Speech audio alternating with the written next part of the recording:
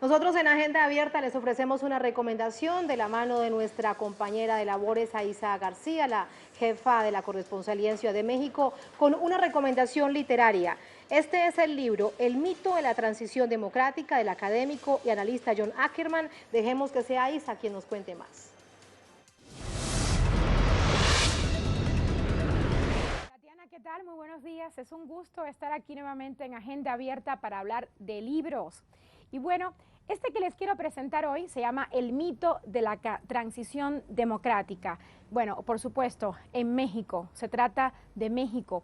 Y es un libro que el escritor Paco Ignacio Taibo II ha descrito como muy importante. Así lo dice en la contratapa. Dice que es una reflexión no sectaria sobre los caminos de la izquierda. Y bueno, te presento al autor. Está aquí a mi lado. Gracias, John Ackerman, Muchas gracias, por estar con Aiza. nosotros aquí en Agenda Abierta. Al contrario. Me ha interesado mucho tu libro por toda la polémica que ha desencadenado. Hay que decir que John Ackerman es académico de la UNAM y además es columnista de la revista Proceso y del periódico La Jornada. También es uno de nuestros escritores en el blog de Telesur.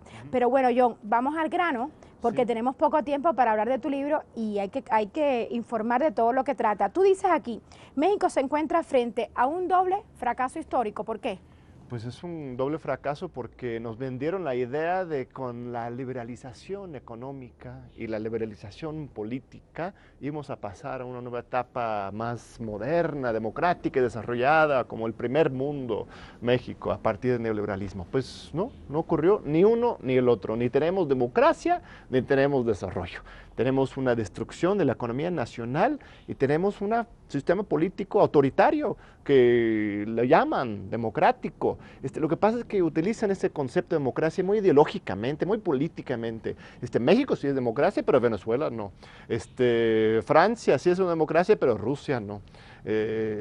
Brasil será democrático, pero Cuba no. O sea, ¿por qué utilizan el término así? Porque tienen un concepto de democracia que está vinculada con un sistema político que ayude a acumular los recursos en pocas manos, que está en contra de la justicia. En México no tenemos un sistema democrático, ni siquiera en las elecciones, por ejemplo, no decide el pueblo, decide el dinero y la corrupción y el misma clase política. Entonces, necesitamos otra vez, y esa es la invitación de este libro, pensar en un cambio de régimen, un cambio real de las estructuras del poder social, económica y política, y obviamente tener elecciones limpias. Podríamos aprender mucho de Venezuela, por ejemplo. En Venezuela el sistema electoral está mucho más avanzada que en México. Y que en muchos lugares, por cierto. Así es. John, a mí me llamó la atención, pudiéramos seguir hablando de este tema, pero a mí me llamó la atención que tú le dedicas el libro a los 43 estudiantes desaparecidos de Ayotzinapa, y de hecho hay citas aquí de algunos de los líderes de estos estudiantes.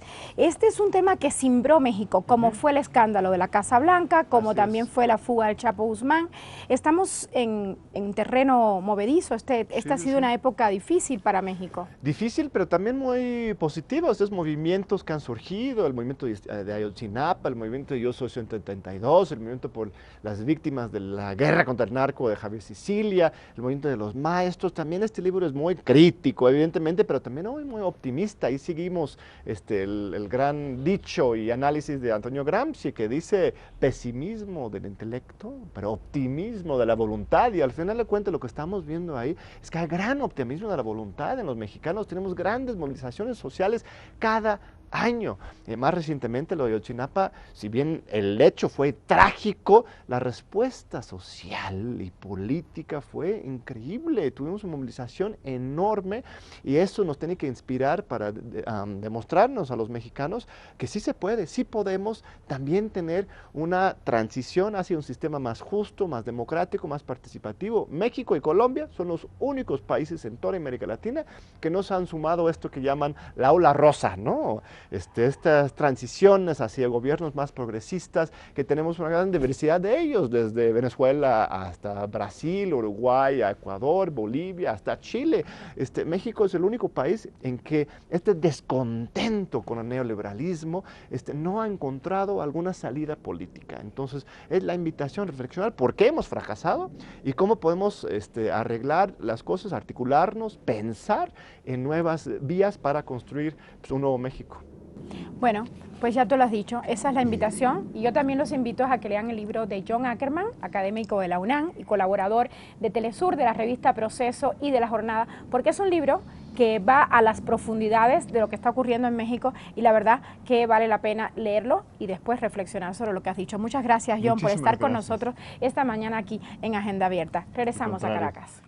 Gracias a Isa por esta recomendación literaria. Este es el libro, el título para que no lo olviden, El mito de la transición democrática, académico, articulista, analista John Ackerman nos ofrecía también las impresiones a través de Aiza García, a quien siempre le agradecemos por enviarnos estas recomendaciones literarias.